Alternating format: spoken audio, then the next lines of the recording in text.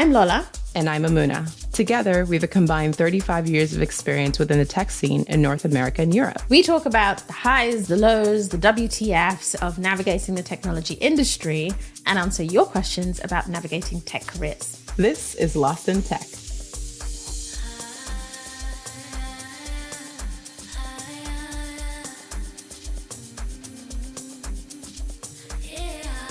Dude, if I could show you the grayness outside my window right now, this is part of why I was late this morning, because getting up felt painful.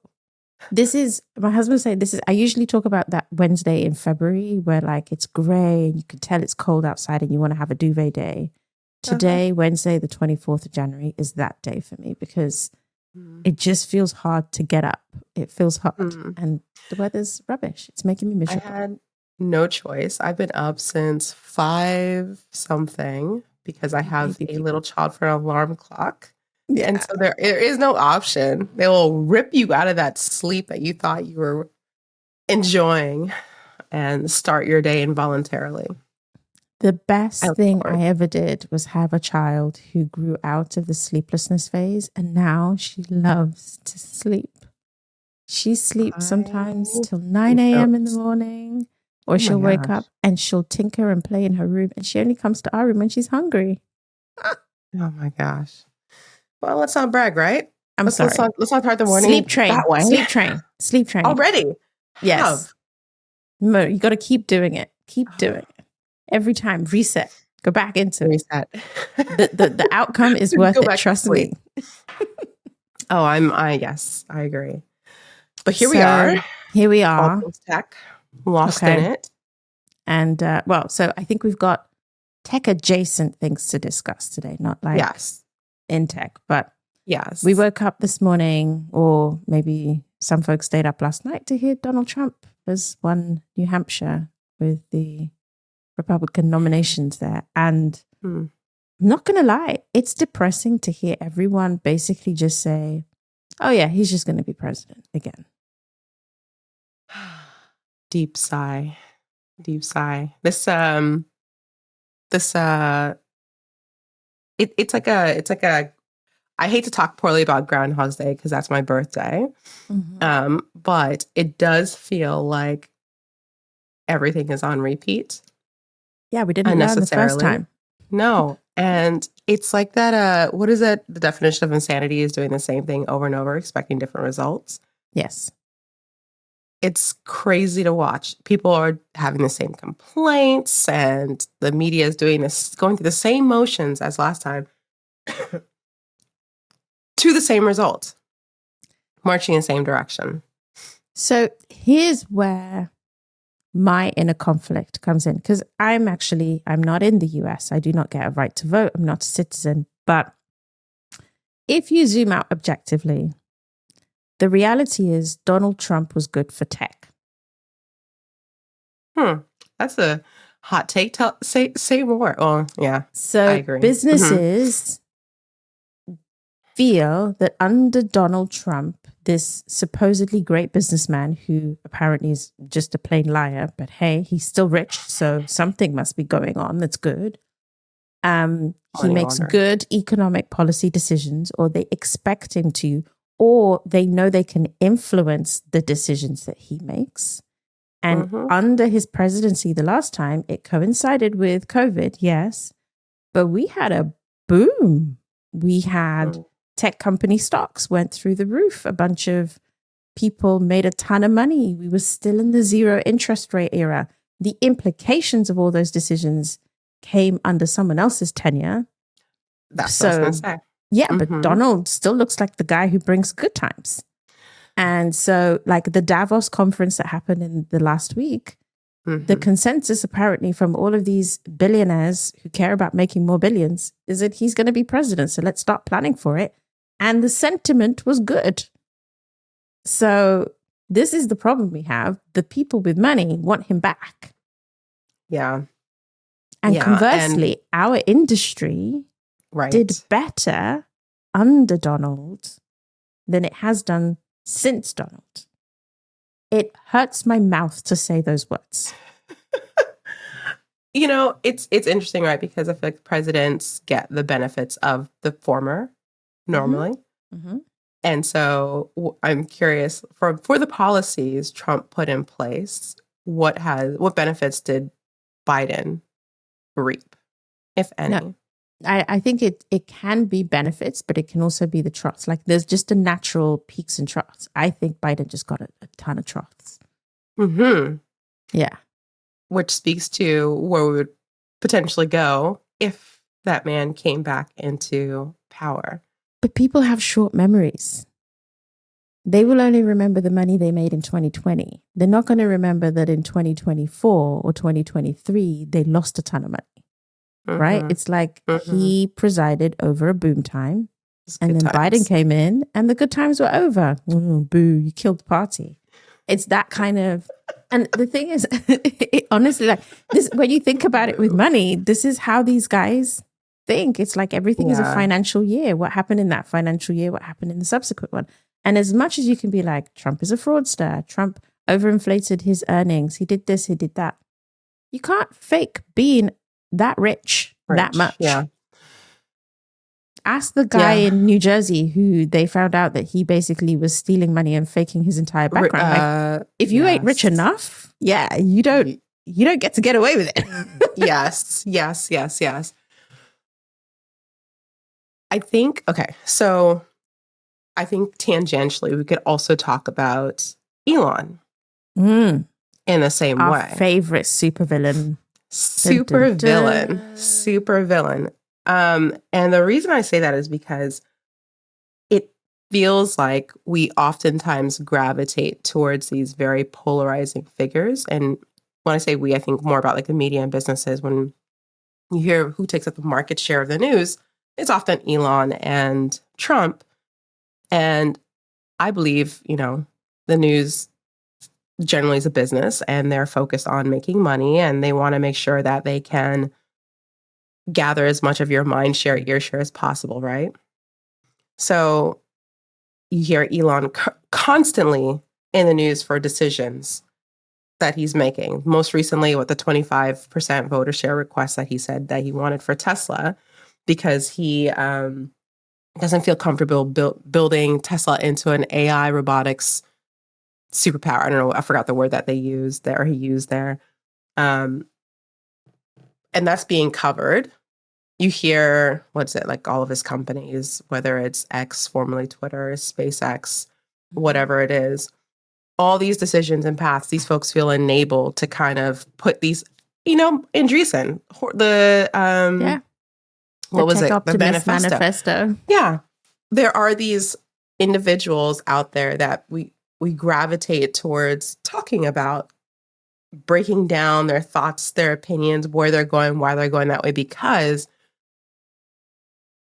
everyone has an opinion. Everyone feels either good or bad towards, not bad, but feels like, feels something towards them. I think Trump is lumped up in there. Yeah. And I wonder, by giving them this attention, this time, are we really like questioning? Like, I think about the billionaires, they don't really discern, like they're not really questioning the decisions, just kind of like, oh yeah, it was good. Elon, here he is again, crazy guy, making crazy asks. Like there's the meaning behind their action isn't really being broken down. So, but here's the thing, and this is going to sound like it's my opinion. This is my reflection. This is what I recognize and what makes me almost call for the nuclear apocalypse maybe tomorrow, right? Is the bottom line is Elon makes bank. And he makes a lot of other very powerful people bank. He can be batshit crazy. He is still making financially prudent business decisions. And here's the difference, right? Those of us who say, is he even a good businessman? Look at what he's doing to X. Are we sure? Because have we made any billions before that? Because he was raised rich, but he wasn't raised a billionaire. Mm-hmm. Right. So when you think about the fact that this guy is still top 3 richest man in the world at any given point, he's either number 1, 2, or 3 at like on a Wednesday, Thursday, or Friday. However batshit crazy his decisions seem, however insane his rhetoric, whatever drama, it seems, that follows The him. method to the madness. It's not even that there's a method to the madness. It could be pure madness, Mamuna, but he is making himself and a lot of other people rich while he's doing it. Therefore, we are going to protect. It's like the emperor's new clothes. It's like Trump. And Trump. This is the connection between the two of them. If you are making me money, if you are enabling an outcome that I can benefit from, and you just may be different, then I'm just gonna be like, oh, that's just a quirk. But let's go in it. And it's not until the consequences are felt by those people when they lose their money. Like, it's almost, we would need a 1930s style depression where the entire thing comes tumbling down. But then the outcome of that is that people at the bottom get the worst of it. And who wants that either, right? So it's like, there is this is where I mean about this inevitability, this sense of like, there is nothing you can do about it, even while you're looking at Mad Men. And my struggle, so I was having, the UK is not much better. We just don't have billionaires like this that are homegrown because British people. My friend and I were having a debate because the UK is also potentially going to have an election this year. We have an unelected prime minister, and then the conservative power base, which is equivalent to Republicans, they've been in power for 13 years. And all of the country's indicators are turning down. Like, we had Brexit. We basically just made every bad decision you can imagine for the social mobility of the nation. And all the economic indicators are looking down. But this year, because they made a bunch of decisions, the borrowing has gone down and the chancellor wants to basically cut taxes. Who benefits from those? The richest people. So they've made money by putting everyday people in the cost of living crisis, but then they can give that money away to rich people and potentially stay in power. That's really fucked up. But the second thing is the competition, the other side. Who's the person most likely to gain power? And we were going through it. There is nothing in their policy structure. They will not speak out against Brexit, even though it's obvious it's a nonsense. They will not say anything about the nonsense of wasting money on immigration. The UK is basically trying to implement a policy where they send asylum seekers who make it to UK soil or to UK centres on foreign soil. So like if they get to France or they risk their lives on boats, they're going to send them to Rwanda for processing. Jeez. They have made a deal with Rwanda. Like, this is the level of extremism. And the Labour Party kind of is saying it's not great, but they don't have a counter. They're not going to say. No, they're too scared to say something that might not get them elected, which conversely, in my view, means they're probably not going to get elected because they've got no opinions of their own. And so you end up with this scenario where there's this inevitability. It's like everyone feels like maybe Labour could win, but there's just as much chance that we're just going to be in the status quo because ultimately the electorate thinks they're pre-rich. So they're indoctrinated to make decisions as if they're also billionaires. And then we trust the billionaires more than anyone else. So as long as you keep giving them what they want, they will sway social sentiment in your direction and sod the rest of us. And this is where like the world just feels broken. So broken. And tech folks. Yeah. I mean, let me just drink my tea. We know where we're going to be stuck in the middle of, not in the middle of, the bottom of. I mean, this is why my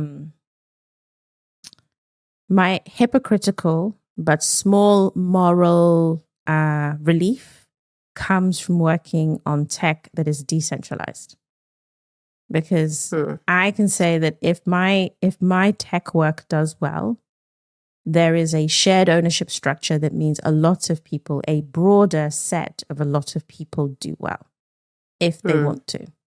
That is very different from Tesla's profits and shareholders buying stocks at crazy amounts. Like, you can buy into my tech work at a very small price for an everyday person. And that is not the same for the stock market necessarily across the globe. So is that a hypocritical perspective? Maybe. Is that a permanent thing? I don't know. But it makes me feel better right now in some way, even though I've contributed to these other centralized tech entities in the past, and I've, and me doing well probably does still benefit them because I do still work in tech.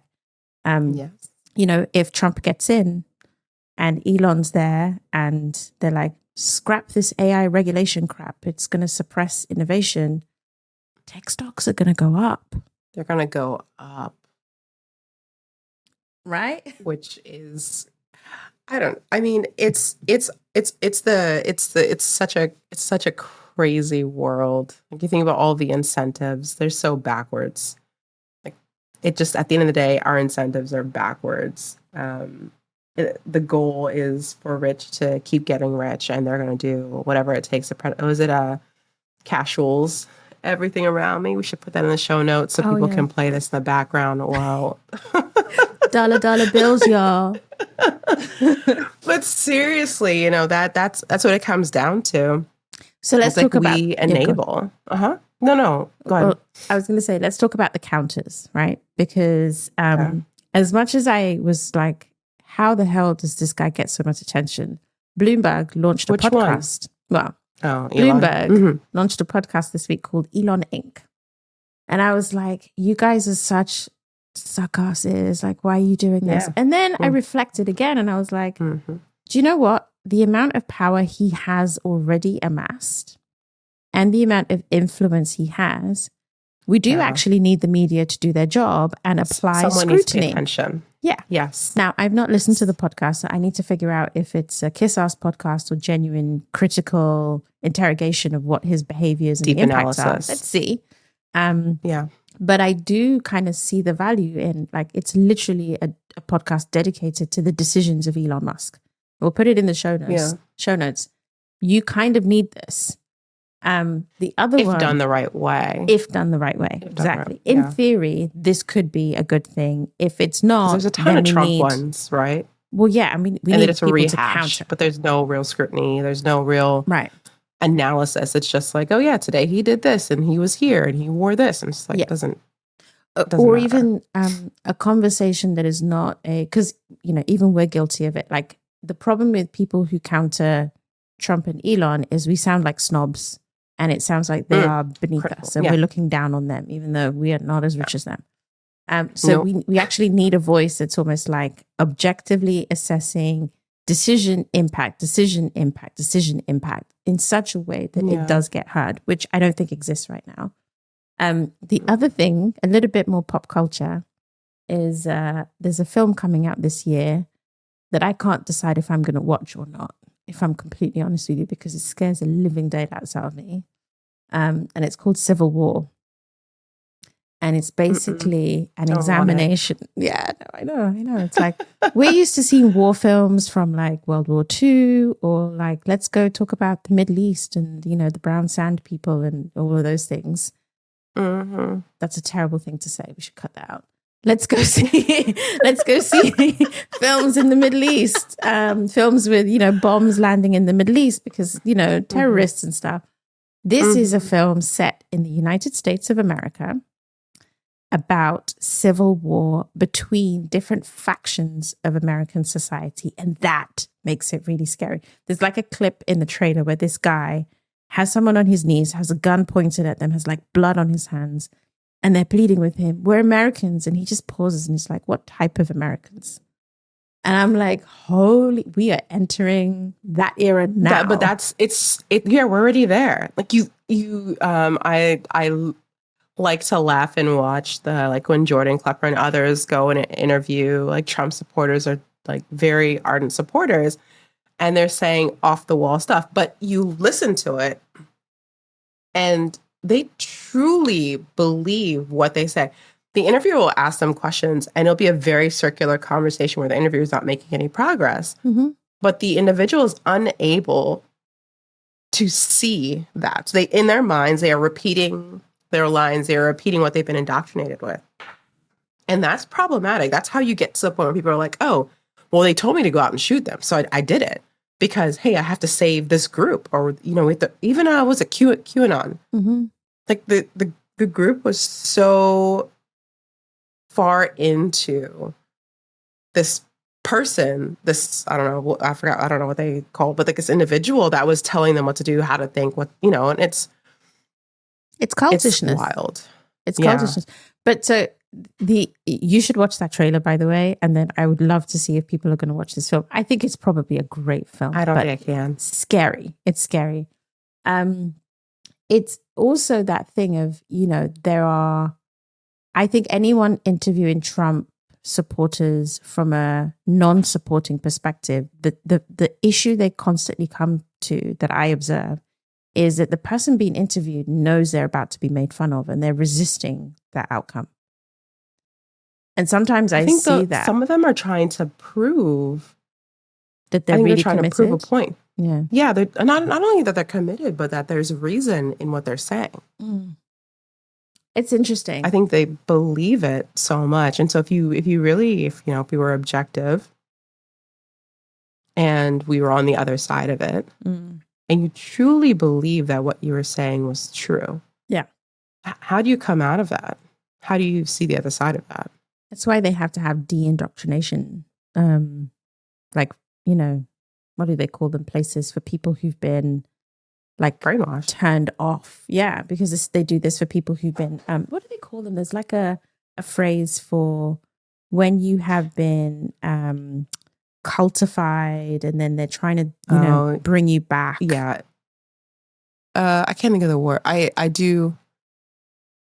It's like not a center, but there's a program that they can run you through. It's a whole deprogramming. There you go. It's like deprogramming work, but it's not instant. It is weeks, months of dedicated work, and it requires you to even be ready for it to a certain extent, because otherwise it's torture. Right? Like somebody is ripping apart your inner belief system. And then what do you do about that? But yeah, I think it's going to be interesting to see but what happens. I think even with that deprogramming concept, when you think about how billionaires make decisions, when we were talking about and how they support of Trump, I think there is almost a part of that you'd have to see billionaires apply to themselves, or they'd have to go through the same program where they are now taught to think, okay, what if my goal was not self-interest, or my goal wasn't but self-preservation, excuse me, right? My goal was not to preserve just my money, but my goal was to think about humanity, or like outside of myself. That would take a significant amount of energy, because they are like, their goal is to protect themselves, like their money. Not necessarily. This is the problem we have with billionaires. Because if we go back to the Tech Optimist manifesto, that manifesto claims to be about what is good for humanity. It does not position itself as an individual's financial gain. It positions itself as, I am somebody and I am part of a group of people who have been able to make better decisions than governments and build better technologies for society. So you should just unchain us so that we can do good for mankind. Like, these folks believe they are better at making decisions for the broader humanity than humanity themselves. Elon wants that voting power because he doesn't think anyone else is smart enough to understand how to make these decisions. And we know people like that. But okay. Yeah, 100%. But I think that's the thing, right? I agree that that's how they think. But I think in order for us to all prevent that like civil war direction, whatever, right? It's like we all have to somehow see at the same level, eye to eye, in whatever way that is. And that means that we may have to go meet people in a direction, and they have to come meet us in a different direction. And so the billionaire may think, yes, they have the best decision making. They're the ones that made the billions. They're the ones that have like the best business savvy, whatever. But there is going to have to be somewhat of an awakening that says, okay, I may have this expertise, but maybe it's to the detriment of society. And maybe I should consider a slight view in this other direction. So two things come to mind. The first is a reflection on where that awakening comes. Because, so I don't know if it's the same in the US, but in the UK, something like 80% of our political class studied 2-degree subjects at like the top 2 universities in the country. And most of them did this one degree called It's called PPE, Politics, Philosophy and Economics at Oxford. Almost all of them did it. Okay. It's literally the breeding ground for every prime minister in the UK in, the last, 100 years. And general politicians. I don't know why. Okay. That course needs to change some shit. Because it is breeding a class of politician that sees the populace as almost like as a game. When we think about the UK's current politician, Rishi Sunak, there's a video of him when he was like 18 years old. And he literally says, I don't know any working class people. He is married to the daughter of a billionaire. He has never, before he was prime minister, he had never used a national health service in the UK. So to him, governing a country is a strategic game. He has no skin in the game because he's always got his bunker and his buffer and he is fine. And he is not alone. Same with billionaires. Exactly. So I'm not even calling him out. He's trying to make the best decision he can, but his frame of reference is wealth. And that's the problem. Wealth, yeah. Yeah. Now, the second perspective. I mean, I'm sure Trump was in the same place. Trump was raised rich. Elon was raised rich. They started out rich and then they got richer, right? And everyone else is looking at them as like, yo, I started out poor. Something went right with these guys because I want to be more like them and less like my ancestors, right? So we got to start paying attention. The other thing is, I think something I said on another episode where like, these folks are willing to make decisions that the rest of us struggle with. Yeah. And I find that science fiction, you know me, I'm a good old geek of all of the science fiction telly, tends to put this into such beautiful context. So there are 2 sci-fi shows that I strongly recommend anyone watch, not because they're tech shows or sci-fi or even like there's monsters and aliens, but because they are such great examples of human decision-making and the fuckery that comes at the other end, right? One is called Expanse. And Expanse is set like in the future. I think there's like 5 seasons.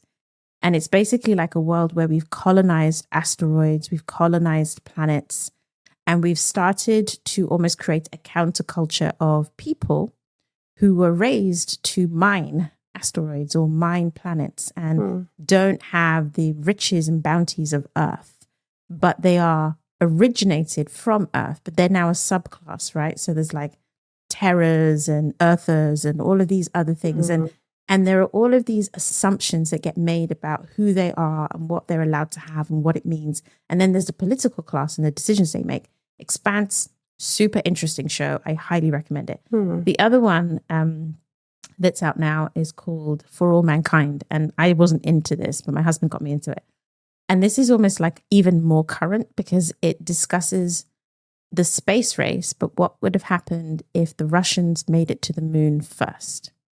So far it's spanned like 60, 70, no, maybe about 50, 40 years of a space race. And all of the same current events sort of happen, but they happen in this alternative way. Like Al Gore becomes president, or they did make it to the moon and they did colonize the moon, and then they did make it to Mars, and then they did accelerate. And in the last 2 seasons, a billionaire emerges who is independently doing his own research and work and, doing his own thing. And eventually they have to work with him. The governments have to work with this person because they're so rich, they're so wealthy, they've got so many resources available, they pay well, it's tech. And the space. And one of the themes from the final season that's just ended is there's an asteroid that they could mine on Earth, create jobs, many countries, a coalition emerges. It's in theory very good for the long term of like future generations, but it's very expensive. And this billionaire plots to steal the asteroid. And I'm not going to give away any spoilers. And I know this sounds so far out there, but this is at its bottom. It's a fundamental story about what happens when rich folks are able to tap into the fear and uncertainty that comes with poverty. Because this rich guy is the one who hires the laborers in working in space. So he's hiring the engineers, the HVAC people, those who do the cleaning, those who do the grunt work to run a space station. He's underpaid them. They strike, and then he re-engages them by kind of paying them to steal an asteroid. So he caused their problems and provides their solution at the same time. But what's his gain? Making decisions that no one else would make. Like, let's go steal a freaking asteroid. Like, what? Who would decide that? So I honestly, these shows are really good at providing this comparison of how humans make decisions. And yeah, they're entertaining too, but they're also really interesting because I think we're watching, Elon's going to do that. He's going to steal an asteroid. I can feel it in my bones. He's going to do it. What do you think then, as we bring it back to our Lost in Tech listeners? Sorry for geeking out on sci-fi shows. World? Oh no! Like these are sadly applicable realities that we have to be aware of. Yeah. But I think about how does these supervillains we are talking about that, you know, we enable or we could be enabling. What are we to do? So this is a really good question. We need Elon on the other side. Elon needs a counter. Trump needs a counter. And these people have to be authentic. Like they have to be living their best selves, but they have to offer a genuine counter to what these guys are doing. I'd be curious from our listeners if they have a perspective on who those counters are. My dark side says those people don't exist. I know, but maybe like tucked away in a world somewhere, there's someone we haven't heard of, which is very hard to be true. I don't know. One can hope. Yeah. I don't know. I think there is something innately strange about the human state. It's like a genetic self-destruction mechanism that we have that maybe is an evolutionary thing, but like it's why empires fall and why governments go to war and why power battles tend to wipe out populations of people. It's like, I don't know that we can mobilize the same amount of energy for greater good as we can for power. Mm-hmm. It's almost like the need for power dominates our strongest instincts, whereas the need for the greater good, it's just so much more subtle an emotion that it just doesn't motivate in the same way. Well, I mean, if you go back to Cream, if you're thinking about what people are trying to protect, what people are trying to aggregate, which is money and power, right? The billionaires, the politicians, etc. So in that world, they have an opportunity, and that opportunity is driving them towards specific outcomes that are going to benefit them. Versus if you were doing it for the greater good, it would be in service of others and not yourself, which means that your ability to aggregate and to feel fulfilled for that aggregation would not be there. So then I wonder, is there a way that you could create the same feeling of power and aggregation in helping the greater good? Like you think about folks who are doing a lot of great work around a lot of the climate change and environmental work, but that coverage doesn't get the same sort of energy or investment, right? Like people are chipping away at it, but it's not as covered or invested in. So I feel like there are examples of that, but those examples get derided and reduced to the point of ineffectiveness. It's like there was a recent study to like just give homeless people cash. Like here's just $1,200 a month. Over 6 months to a year, it worked. About 60% of them came off the streets. But the idea of giving cash to homeless people creates such negative energy in some that they would rather spend, I think it's something like 10 times the amount running these welfare services that never quite get people out of homelessness. Yeah. Or the same with universal basic income. It's like universal basic income has been shown to raise the floor on poverty, but it still looks like I'm giving you money for free and oh, look at Cuba, it doesn't work. And I think we are so, it's like, again, it's this idea of like, it's an evolutionary instinct. I can't survive if you potentially could come and get me, and I don't care how nice I can be, you're always going to come and get me. So I need to protect myself. So I can't give you the resources. I'm a squirrel, and I want to hoard all my nuts. I got to hoard my nuts. I can't give you any of my nuts. And even though like my hands are dripping and they're leaking and there's just inefficiency everywhere, I'm not going to share my nuts because, dude, one day I might not have enough nuts for me. Right. We need a clip of just that. Give me my nuts. We've made this show for you, and we want to hear your stories. We have our combined 35 years experience in tech. We have an incredible bank of experts to call on. We are your safe space. So send us your tech challenges and we'll help you create some draft decisions through some real talk. You've been listening to me, Mamuna Oladipo. And me, Oyelayo-Pearson. Edited and produced by me, Michael Bussa, with theme music by 031 Mash. Email us at help@lostintechpodcast.com or DM us at lostintechpod.